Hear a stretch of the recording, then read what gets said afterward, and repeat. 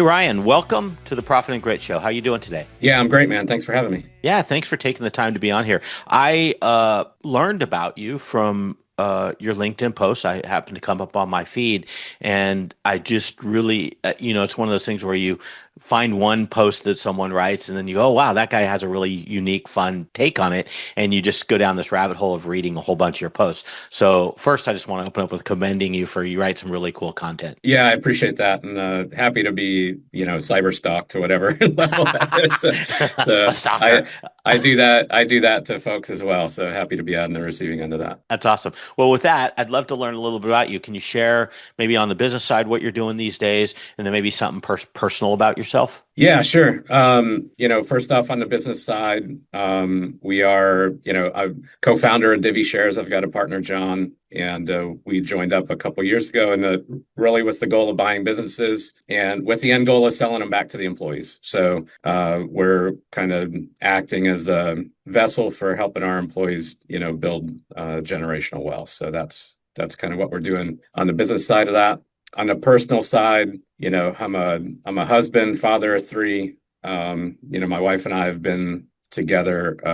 We're coming up on 30 years, and so I just like I'm still learning in business. I'm still learning as a husband and as a father, doing the best that I can, and very proud father of three amazing kids, and so watching them grow just like watching business grow. That's awesome. What is when you talk about wanting the employees ultimately to own the business, does that fall under like the big game of business? There was a book written, The Big Game of Business, where it was all about employee ownership. Is that more of like a phantom stock type situation where they get kind of a pseudo type stock where they get a bonus at the end if it's sold? What does that look like? Yeah, so as we're buying them right now, so this is evolving as we're kind of now, that we've got a couple businesses in. The ones that we have currently in portfolio are like a phantom stock type Okay. arrangement. As we move forward and we kind of start buying bigger businesses, the goal is to buy them as an ESOP, Okay. and then transfer ownership over time. Okay. And I think hope I'm saying the title correctly because I tend to mess them up. The Big Game of Business, I think, is more of like an ESOP type environment. Is that Yep. correct? Yeah. Okay. Yeah, and the challenge there is ESOPs don't work under a certain revenue amount, and well, they're less attractive under about 2 million of EBITDA because of the operational load and managing the ESOP and things like that. So our goal is really to kind of bring businesses into that world where it's not accessible. Right. And so that's what we're trying to do. But wouldn't you also say, and feel free to correct me if I'm wrong, if I'm not considering something here, when I think phantom stock, I really think it's all about the event of selling, when the employee gets to get their share. When I think of ESOP, that's not necessarily true. Like it could be a company will run forever, and Mhm. never be sold because it really does play a little bit more like, you're sharing in financial data, you're sharing typically, you really truly are a piece of an owner in an ESOP. Is that fair to say? Yeah, really the goal of the businesses that we have right now is that at some point there's going to be a liquidity event where we Okay. either roll them into a larger company or roll them into a platform that's then an ESOP, which that liquidity event will, the employees that are there will be able to kind of capitalize through that phantom stock at that point. And then it would kind of morph into whatever the structure of the ESOP is.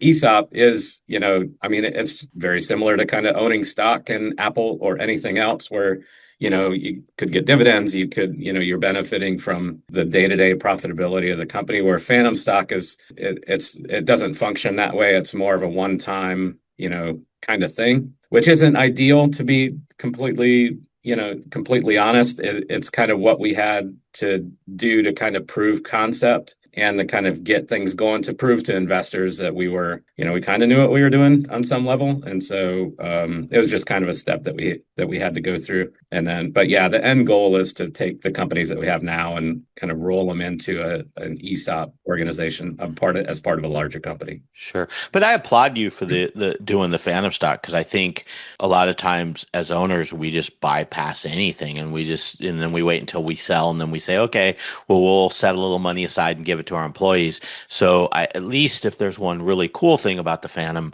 program is like myreigns.com, for example, does one, and they have a whole board where, the employee can go in there and they can see once a quarter, I don't know, maybe it's once a year, once a month, can see the valuation of the business and what it means to them. And I think that's pretty cool. Yeah, it's pretty awesome. I mean, we're the plumbing company that we've got, it's the biggest company that we've got, and we're only 7 months in now. They going on 8 months in, and so we haven't quite gotten the dashboard and everything up and running. But we're very upfront with everybody during all hands meetings and things like that with where we're at as a company and kind of what we're investing in, what the stock, what the next steps are and kind of development of the company and things like that. So we try to be as upfront as we can with them, even though they don't have kind of daily visibility to what's going on Sure. yet.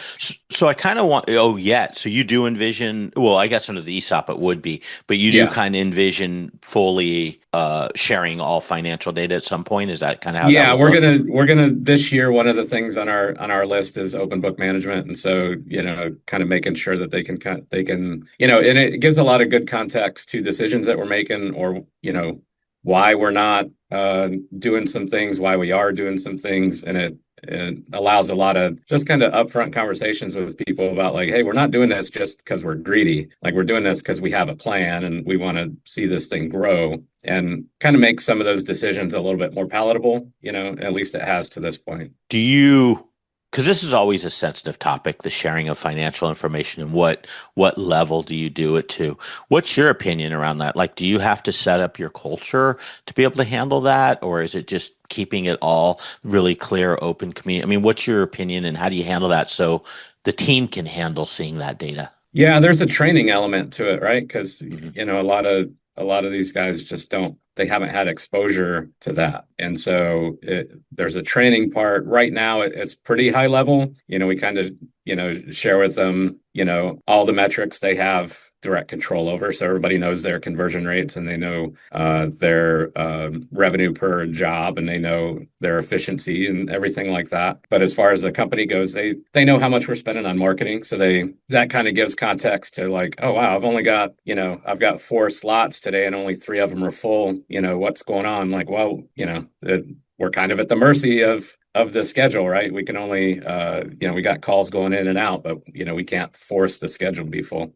So it kind of gives some context to those conversations. But we try not to get too in the weeds because it gets, as we're kind of working through that training part, there's some detail they just don't need. They don't need to know exactly how some of the operating expenses, they don't need to know what, everybody's salaries are and things like that. So we just kind of let them know what we spend on payroll. So it's kind of a little bit of a balance between detail and just for them to be able to have a grasp. And really the goal is for them to just kind of have some context for decisions that we're making and kind of why things are certain ways and stuff like that. So, some guys are a lot more curious. They want to dig in and they want to know more detail. And we do some of that stuff one-on-one to, appease that and keep them satisfied. And some guys just honestly don't care. They want to, how quick can I get out of this meeting to go to my first call is basically.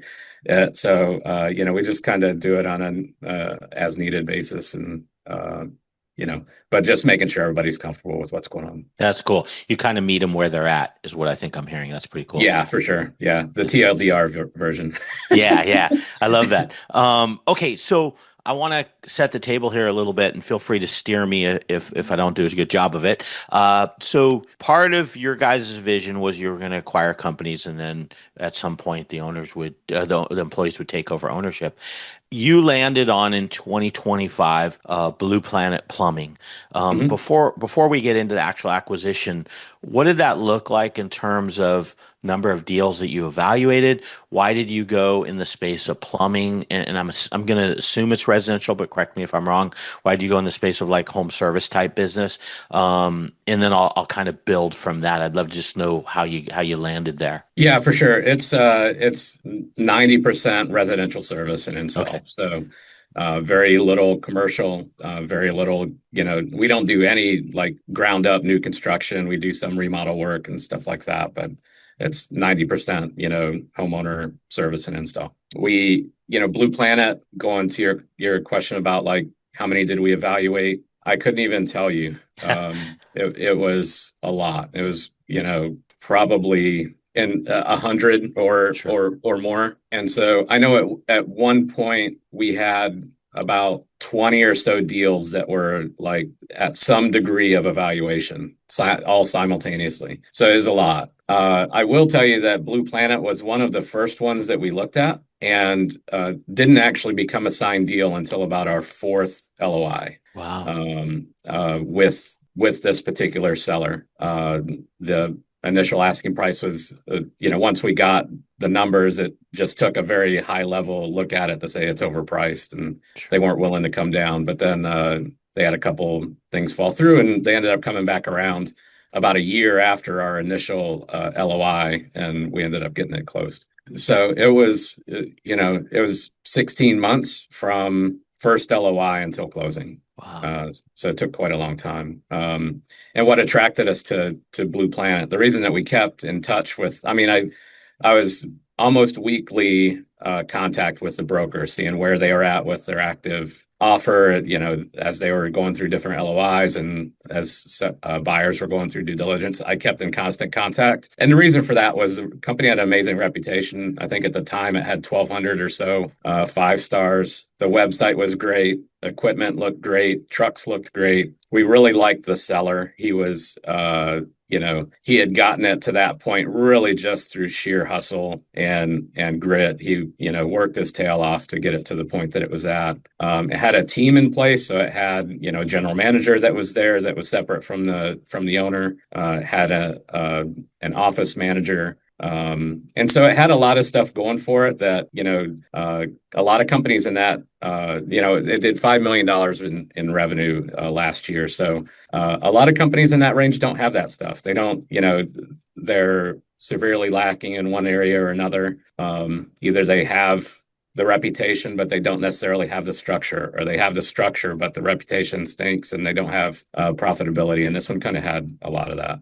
How much time did you spend, and maybe because you had a general manager, not a lot, but how much time did you spend going, hey, this is how much the owner is in the business, and this is something we're going to have to be aware of to find coverage for that? Like, or was there any discussion around that, or did you get comfortable right away going, hey, he's not heavily in the business as opposed to working on the business? Well, he was very involved, Okay. but a lot of it was because he was actually holding people back to a point, Oh, and not necessarily in a bad way. I don't want it to sound like it was in a bad way, but I mean he had his finger on the pulse of everything that happened in the company, and he was kind of the decision maker. Everything kind of ran through him for approvals and whatnot, and so.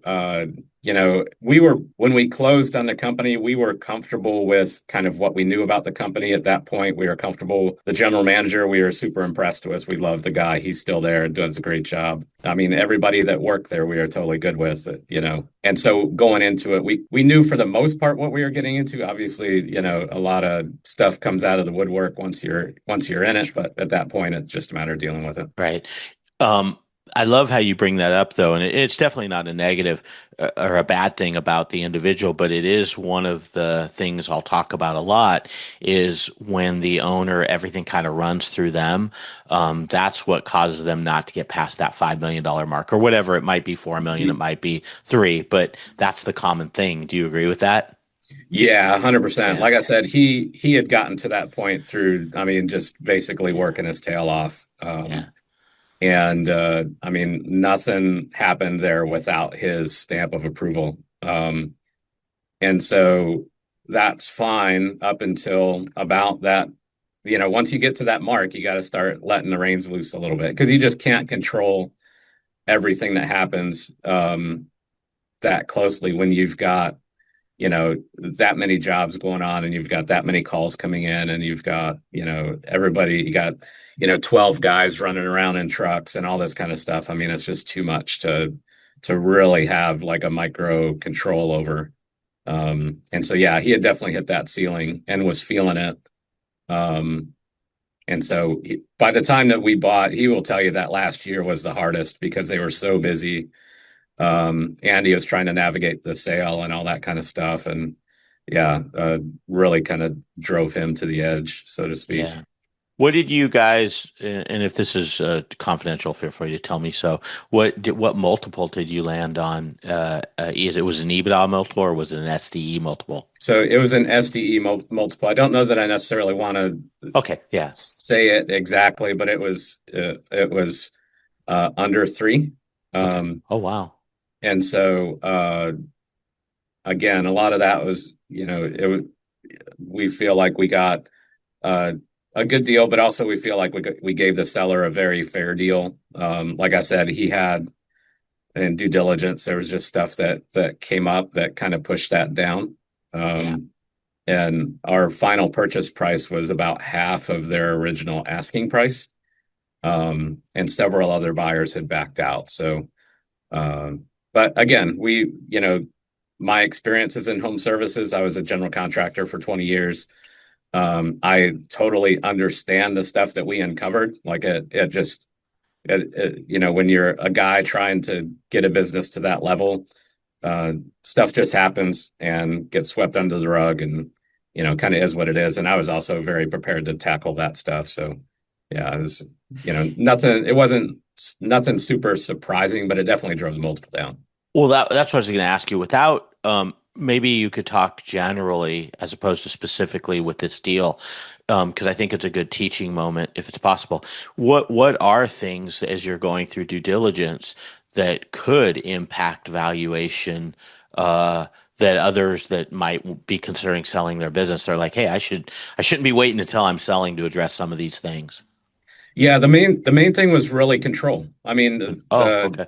the initial you know, as they were kind of presenting the business at the start, it was, yeah, he doesn't do Wow. anything at the business. He is hands off. He doesn't need to be there, all this kind of stuff. And then you start getting into it and asking questions. Like that was the main driver of dropping it. It was also he wanted to still be involved. And so he's not an older, he's my age, he's, 50.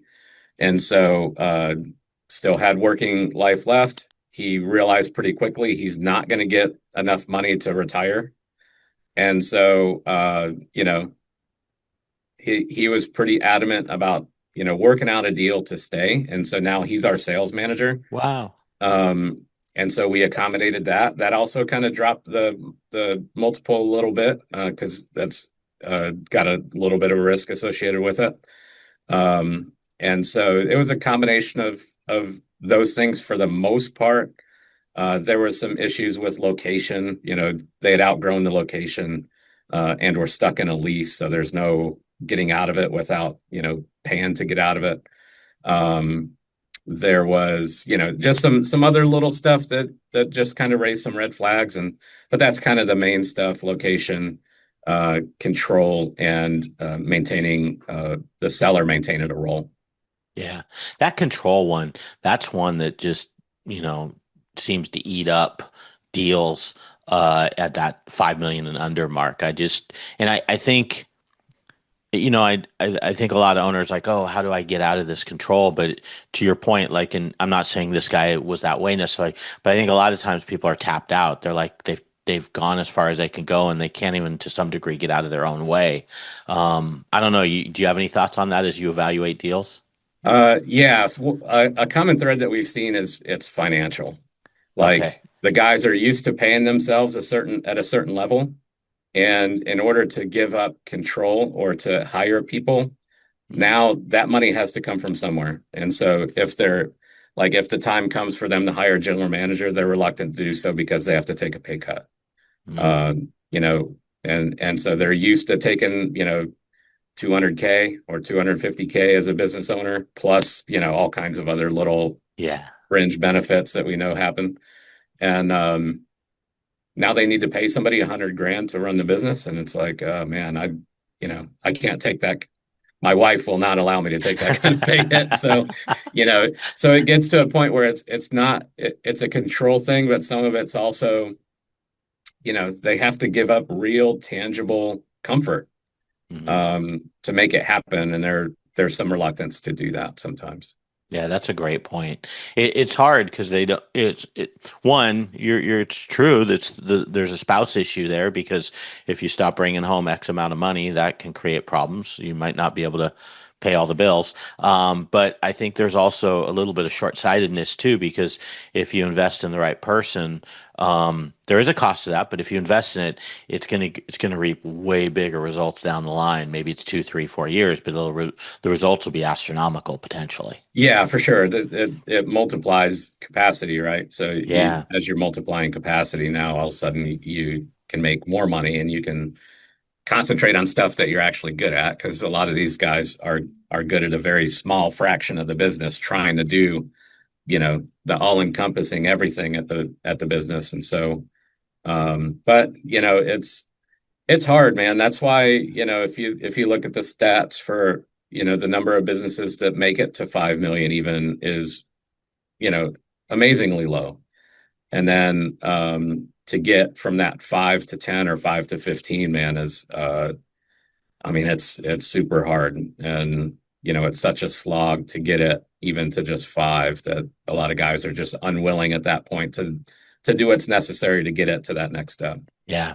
Okay, so I want to go into the next phase of this. My research, I did a little research on this, and I think it's somewhere between like 70 to 90% of M&A deals either fail or underperform Hmm. when they're acquired. And I know I'd love to just talk through your almost not quite into your first year yet, but I know you had some projections, which was one of your great posts. You were hoping you guys would do about you missed your mark by about 640K in revenue. And I kind of want to talk through that. Like, share with me, what was that just because your goals were very aggressive? Was there some stuff in there that you had to slow down so you weren't moving too fast? And what are your thoughts around like, the number 70, 90% of acquisitions failing? I'd love to just get your wisdom on all these topics. Yeah, wisdom's a strong word. I have a lot to learn, but I appreciate the uh, slight compliment there. But it doesn't surprise me that high of a number fail. I know several guys that have bought businesses in the last couple of years that are, you know, painfully close to bankruptcy. Yeah. And part of that is because they either got into an industry that they, you know, thought that they could navigate and just can't figure out the nuance of it, or that they way overpaid or things like that. So it doesn't surprise me. Um, you know, like I said, our final purchase price was half of what the seller was originally asking. Yeah. A big part of that is because, we were very forthcoming in saying, like, this is our offer. This is where we know the business will succeed and be durable. Like, we'll be able to build and maintain a durable business at this number. Um, and so we did, even with that, like, we were, you know, if we're looking at cash flow wise for last year, we knew we were going to be low, but we were still lower than we had hoped. But a lot of that was like we were intentional about how we were handling the cash flow. And so some of that was pulling reins and saying, we we don't have a great training program. And so even though we need a technician, it's not the time to bring somebody in until we get this built out a little bit. So it was running shorthanded for a few months. It was, we let they had a salesman that was way overperforming everybody else, and we let him go pretty quickly after we took over because the culture fit. We struggled to get anybody back up to near that his level, and so we took a technician out of the field and made him a supervisor. And so we took him out of he was producing revenue, took him out of that position, put him in overhead. So there was a lot of stuff that was very intentional. Um, and so as we kind of progressed through the end of the year, We knew we were going to end up under projections, and we were okay with that because we're in it for the long haul. We're not, it's not a quick flip like a real estate thing where we're, trying to get it back on market as soon as possible. Like we're in it for a long haul. We're trying to build a durable company, and we knew we were laying a solid foundation, so we were just kind of rolling with it as the year progressed. Do you think so? So one of the things I see the most common is new owners will kind of tinker with the business probably a little too much in that first year. Mhm. They'll, I had someone come to me not too long ago. They built a service department and they added a service manager. And then they realized they didn't have volume or they weren't able to even get the service stuff to cover all the expense they took on. And they basically cut their EBITDA in half. Yeah. And then the other half had to cover an SBA loan. So now they're trying to make their, pay their bills and they have no cash flow.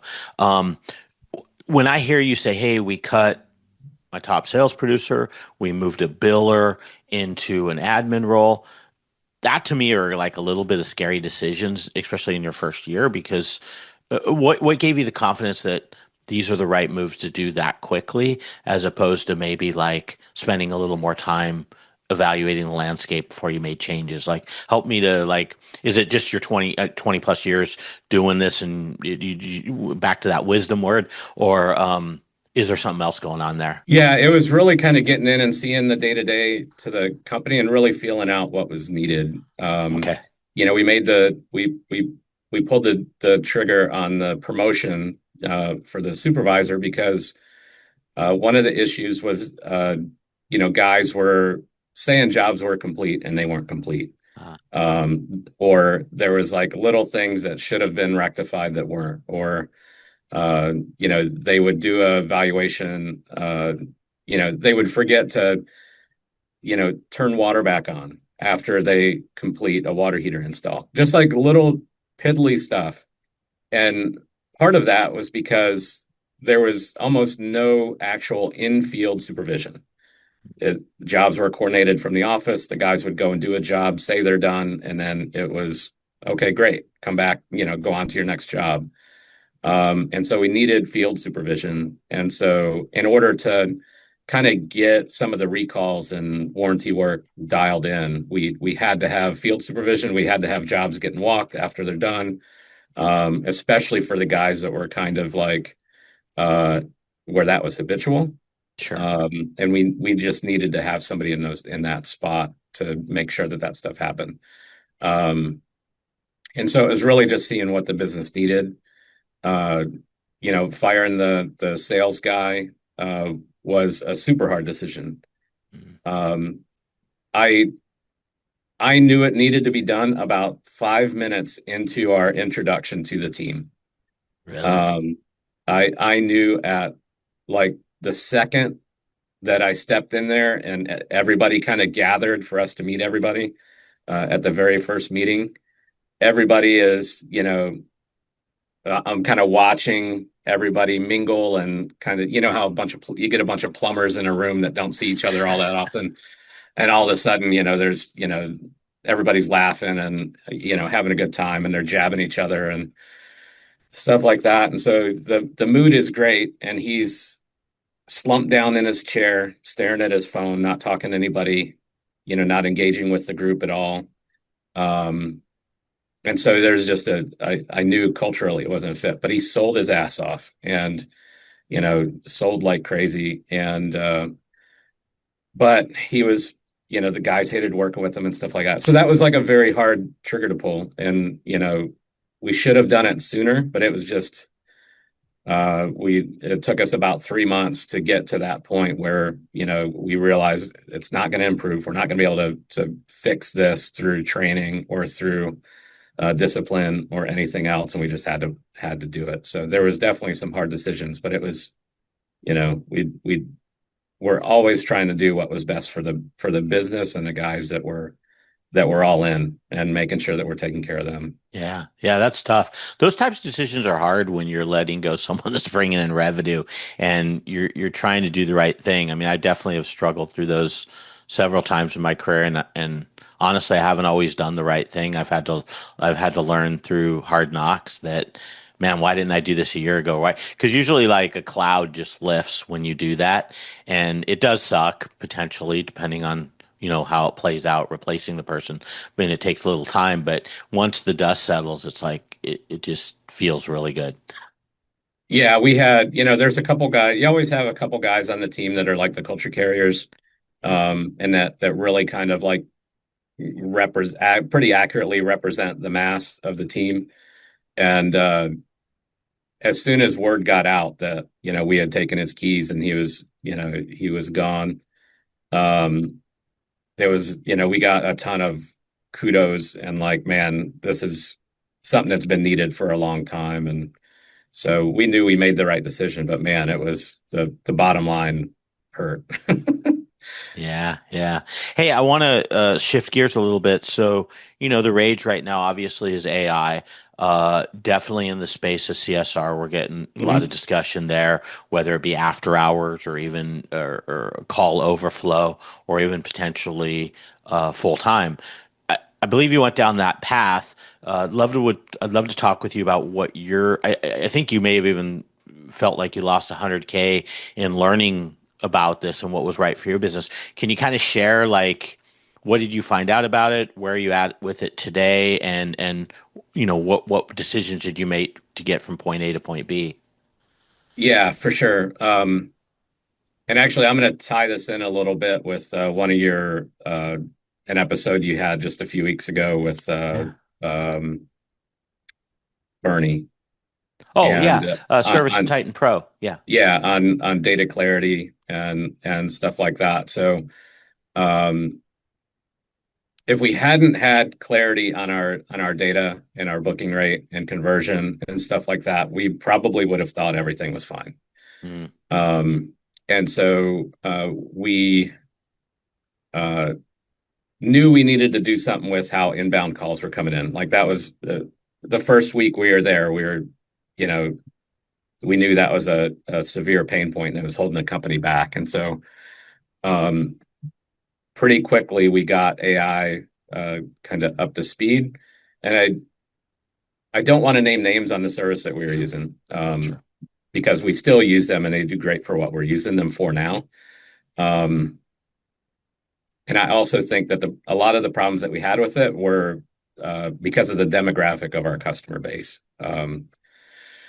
And I'll talk to that in a second. But our what we are trying to do was to increase our capacity for calls during the day. So taking some overflow calls, and then giving us speed to lead was important. So making sure that every call got answered on first ring, and things like that. And when you're a small company, that's a super hard problem to fix through personnel. When you've Yeah. only got a couple people in the office, and we know that there's busy times of the day where the phone's just ringing off the hook. And so we approached AI kind of with looking for a solution to that problem. And it was a reasonable investment. Um, But at the time, we were still working through data. So we were kind of polishing up how our booking rate was calculated, where the calls were coming from, and and things like that. And so what we found was that our booking rate for inbound calls that were answered by a person uh, was high. I mean, it was like 85%. Wow. Um, and so it was great. That proved that our leads that were coming in were really good.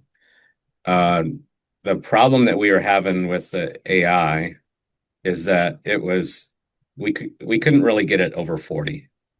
Wow. Um, and so, we had people hanging up on it.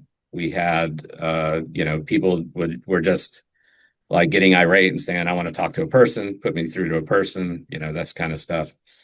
And a big part of the issue that we boiled down to, we ran through this whole problem-solving thing. We actually found some issues with hardware, so we got the office rewired because there was a delay. So that was one of the things we worked through is like that it wasn't a conversational pace to the AI.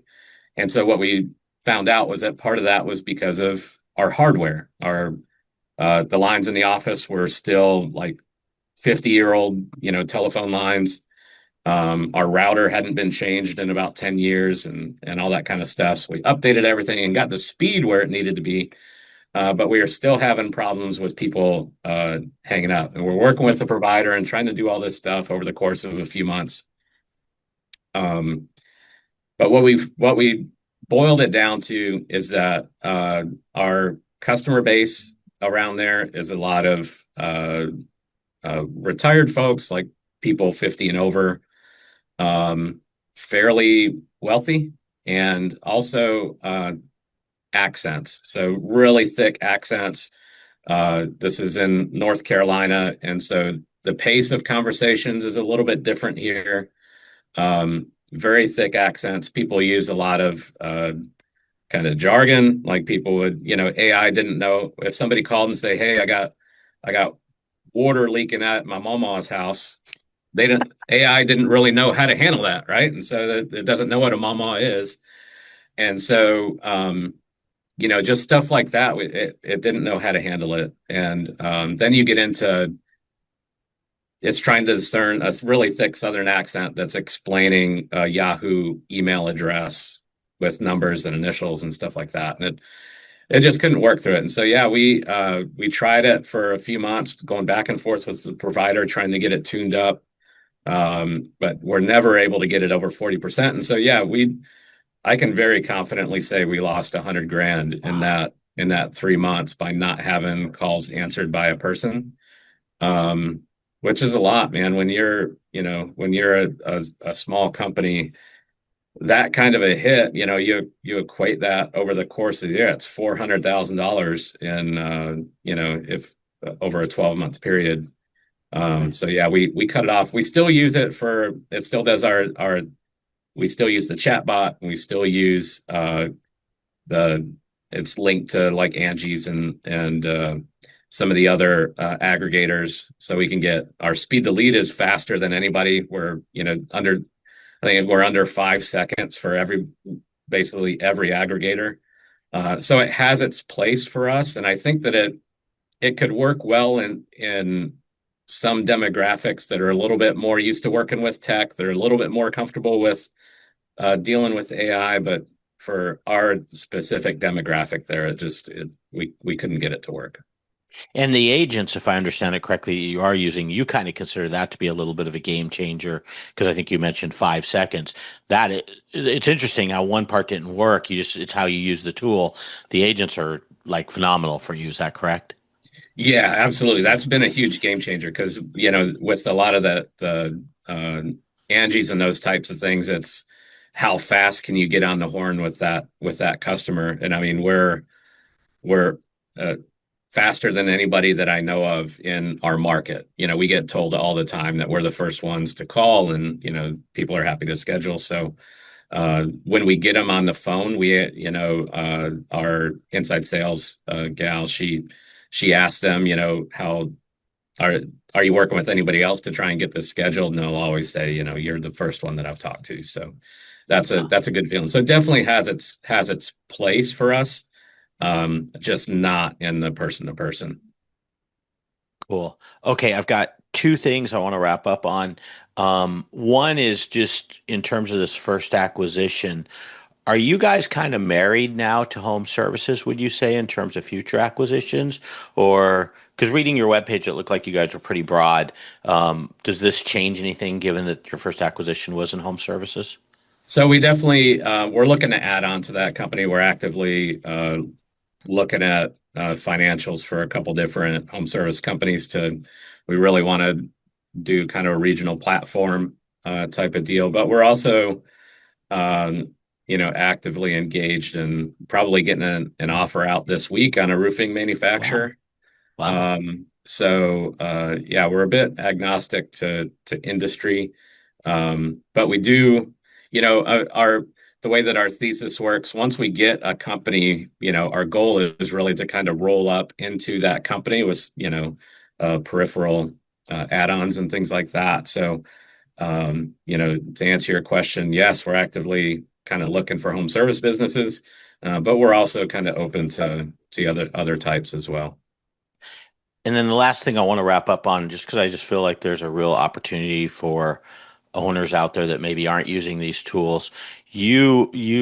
Introduced truck cameras that I believe reduced violations that your team was making. I think by violations like reading their phone or whatever while they're driving. Just maybe in a few minutes, I'd love to know like what was your experience with that? How did you handle? There is a certain I think some people might view that as a big brother thing. If it's new, how did that come into play, or did that thought process? How do you deal with that? If you could just talk about this a little bit, I'd love to you to share your experiences. Yeah, there's a few things that we've done over the course of the year that we kind of view as like pivotal. And like this is the one that jumped up at us. Like we didn't like we knew it was going to be a little bit of a game changer. Like we were excited to get it implemented, but we didn't realize how much it was going to affect uh the business, and it's been amazing. Hmm. The so yeah, it was spurred by so we had truck cameras before, but Okay. they were external facing, and they were kind of constantly recording, but only record 10 minutes basically. So if something happened, you had to like send it a message really quick, like, hey, take a snapshot of the past 10 minutes for this vehicle. And so what that meant was that stuff would happen and we wouldn't have any footage of it because the guys wouldn't tell us till the end of the day, oh yeah, Sure. I had a gal run into me at the stoplight or whatever. Um, and so the way that we knew we needed a new system, the one that we settled on is constantly running it, and it uses AI to take snapshots, and we can kind of set how severe, to what severity does something have to happen to where it'll notify us. Um, and it has a cab facing camera, and it uses AI to discern what the person is doing. And so again, we can set the parameters for how much we want to monitor. And so it was an adjustment for the guys. I mean, we got a lot of pushback on it. Sure. But in since May, we've had 3 trucks in accidents. Um, 2 of them were at fault. Uh, and the other one uh, was no fault, and likely if we had had proper camera footage, would have been at fault of the other person. And so um, that's what kind of prompted it. Uh, and so we wanted to see what was going on. And so, man, the the first day so we had a mechanic come over the weekend and install all the units. And that Monday, holy crap, it was like a nightmare of stuff. I mean, guys, driving with their phone like this, watching YouTube, and you can hear the YouTube video uh, on the audio. Guys, driving with their knees, eating food, holding a bowl and eating food. I mean, just stuff that you're like, what in the heck is going on? You know, Guys driving their trucks after hours when they're not supposed to. They take them home, but they're not supposed to be driving them after hours. You're hearing, guys are driving with their knees, looking at their phone, and all of a sudden you hear rumble strips, like they're literally running off the road. A guy like swerving because he almost hits a guardrail. This is like day one of and I It's kid you funny, but not, not funny. Yeah. all this stuff was day one, and we were like, holy crap, this is horrible. And so that first day, um, I the first week we had like over 200 infractions. We had 200 things that popped up. Um, and so what it showed us was that we had a lot more exposure there than we thought we did. Um, and also kind of showed us there was a total disrespect as far as several of the guys were really good. So I don't want to put a blanket Sure. over everybody. We had one guy had still hasn't had an infraction. Um, and we're 3 months in now. And so, but there's definitely guys that were habitual. And so we realized how much exposure we had there.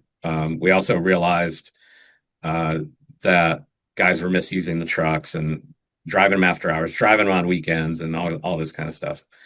And so, but what it did was it provided us a way to hold the guys accountable and to say, like, you know, we've we've had two trucks get totaled, right? And the other one, the only reason it's not totaled yet is because insurance is still evaluating it. Our insurance, like, we could get kicked off of insurance. We just started this insurance in May. Like, this is a real concern, and like, we need this stuff tightened up. And uh, but now we're to less than 20 infractions a week, um, and it's gotten so much better. And it like we don't have to worry about it nearly as much as we want to. And the way that we kind of sold the guys on it is, obviously there was a lot of pushback. We had guys Yeah. like putting tape over their cab facing camera and all this stuff.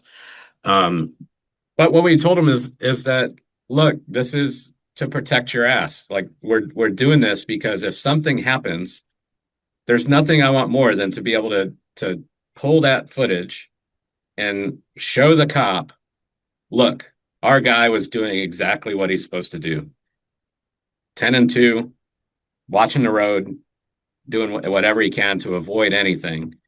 Um, like, there's nothing more that I would take joy in that moment than to be able to do that and say we did absolutely nothing wrong. And I want to be able to do that for the guys and telling them, look, it's our truck, but you're driving it. If something happens, you are personally liable for that. Right. Um, but we're also liable as well. And so, and again, this kind of ties into the employee ownership thing, saying, this is in your interest. Like, you have a vested interest in this as well, not just as the driver and the one we're trying to protect, but just financially. Like, you don't want that to happen to the company. It affects your investment as well. And so it all kind of ties together.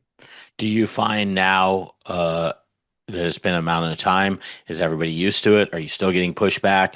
Are the conversations when someone does have an infraction uncomfortable, or what does that all look like? Yeah, it's kind of like a Yeah. a non-issue now. Okay. Okay. We've been able to kind of tune the system now that we kind of have a pretty good idea for who the problem children are. And so now it just takes snapshots when there's an infraction. And so it's not, there's like, I can't go in and watch somebody driving. I mean, I could probably, but it literally just captures snapshots of a guy using their phone or, doing something.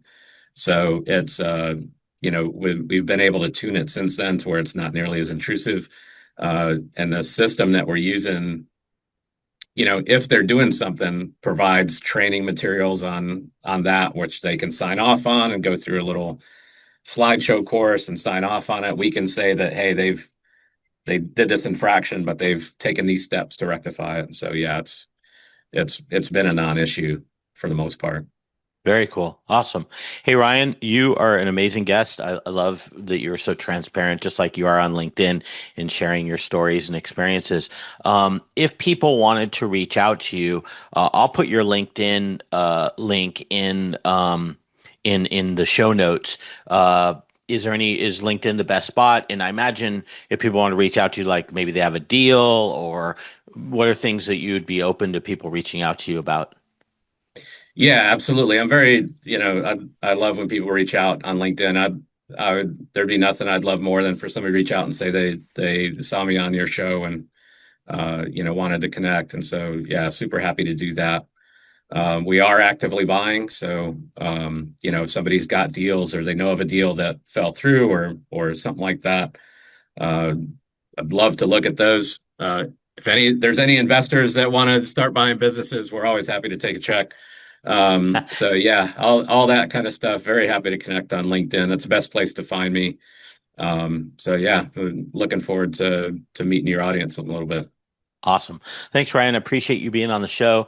Look forward to maybe talking to you in the future when you've got a whole bunch of businesses under your belt and you've grown them to a whole big portfolio. Yeah, I appreciate your time, and thank you.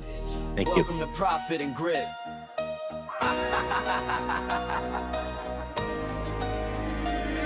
It's profit and grit, not luck and a wish. From the wrench to the spreadsheet, we're stacking our chips. Slow season hits, man, we tighten the ship. It's the